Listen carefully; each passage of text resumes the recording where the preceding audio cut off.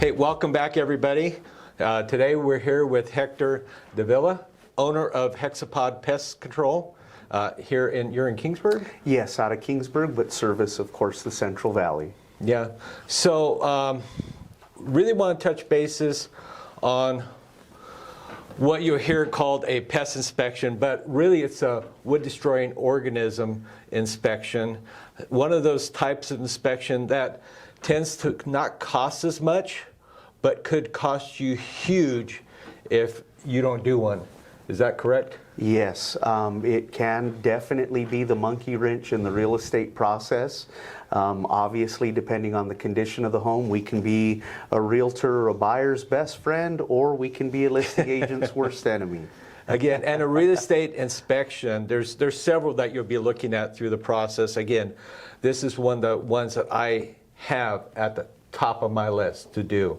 I've seen where sellers have not done pre-inspections. You do pre-inspections, correct? Yes, we do. And so you know what you're getting into before you get into contract. It's going to reduce fallout rate. It's going to help you better negotiate the sale of your home. Can you let everybody know kind of what is pest inspection? What are you looking for? It's not just bugs. Right. Matter of fact, bugs are only a small part of it. Yes. So with wood-destroying organism reports, again, we're looking for anything that might damage a home or feed on the wood. So again, a lot of times people will ask, why is it that dry rot, for example, falls under your licensing? Why is it that a pest company is out looking for something that is going to eat the home or again, have some kind of significant structural damage?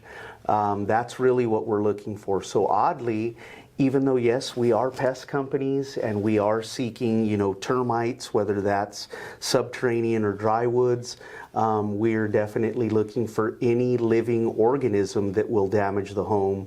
The state does view dry rot as a living organism that feeds on wood. So again, because it's a living thing, because it feeds on the structure, it actually falls under a pest license. One of the other things that we also look for is water damage, plumbing leaks. Those are going to fall under a different category or a different section that we'll go down later. But the reason that is included is because it's conducive elements, which basically means eventually it will attract termites into the home or it will cause dry rot. Okay. Okay. Now, when you do, at least for a real estate inspection, just as a feel for it, how many pre-inspections do you do? Is that something popular? Yes, definitely. What we tend to find with our larger investors, especially, are very, very good about having their pre-listings done. And these are people that flip homes, hundreds a year, down to private investors that might flip one or two a year.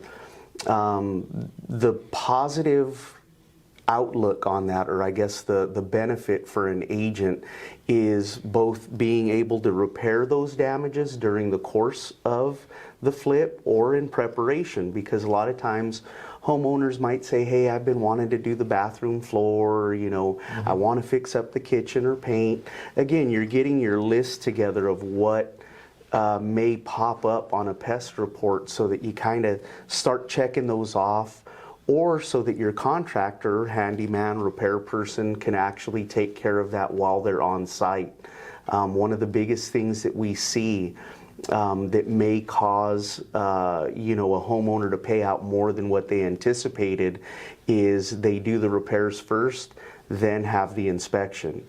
Again, a lot of times it's actually more cost effective to have had the report, show that to your contractor and say, hey, since you're here already, can you knock this stuff out? It's always more difficult to get, the repair person to come back.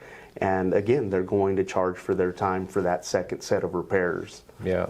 Hard pill to swallow if you done a cosmetic repair, didn't go deep enough, and now you have to rip up those items you just paid for to deal with a dry rot issues, then have to come back and do it Yes. again. I've seen that over and over again. Again, I'm a big fan of pre-inspections, and also it helps establish the condition of the home as people are shopping for the home. So they know what they're looking at as a buyer, and sometimes willing to go that little extra with a better understanding of the home's condition. Right, yes.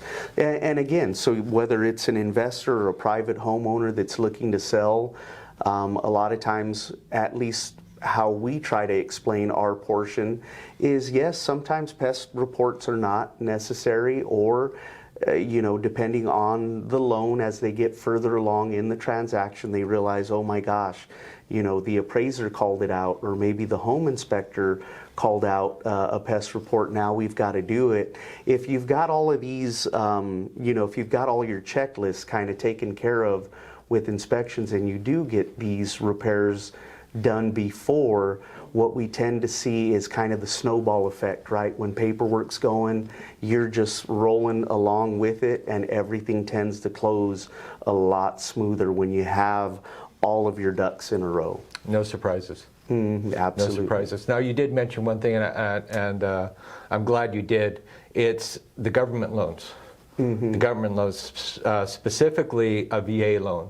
Right. And again, other conventional or FHA, they can call out for a pest inspection, but the VA loan does require a certification of both Section 1 and Section 2 issues. So yes, Section 1 and 2, and this is one that, again, some agents have a little bit of difficulty understanding, because the VA does have some of the most stringent requirements for a lot of our veterans, which is, it's great, right? Of course, we're wanting to make sure that they're taken care of and that their homes are in pristine condition. Again, 90% of the time with any other transaction, you're going to have Section 1 clearance, which Section 1 in a wood destroying organism Perfect. I was report hoping you go there. is going to be anything that is active infestation of termites, dry rot, or active damage with a water leak. Those are going to be your Section 1s, which means there is currently physical damage here, there is an insect damaging, there is active water damage happening, which means Section 1 is the more critical thing to repair, especially prior to the close. Section 2, again, as I kind of touched on it earlier, I always say that's the first year's honey-do list, right? It's the conducive elements. Sometimes homeowners don't get those repairs done, but in the case of a VA loan, they actually make it a part of the requirement. So you're not just doing your Section 1 active infestation, you're making the repairs on everything that is conducive to those elements, which means, again, maybe there is a small plumbing leak, but it hasn't damaged any wood. Maybe there's a little bit of earth to wood contact outside that's touching the siding. Maybe there's no damage there or termites yet. But again, if you don't lower the soil, if you don't fix that plumbing leak, guess what? In a few years, all you're doing is giving, these wood destroying organisms an avenue to enter the home and cause some kind of damage. So that's the difference between the two. What's the most common Section 2 item that you've seen? Oh, plumbing leaks and earth to wood contact by far. That is, and again, it's a very easy thing to take care of. Homeowners that are into their own landscaping or own home maintenance, really it is just taking a shovel and a pick maybe to clear some of that soil away.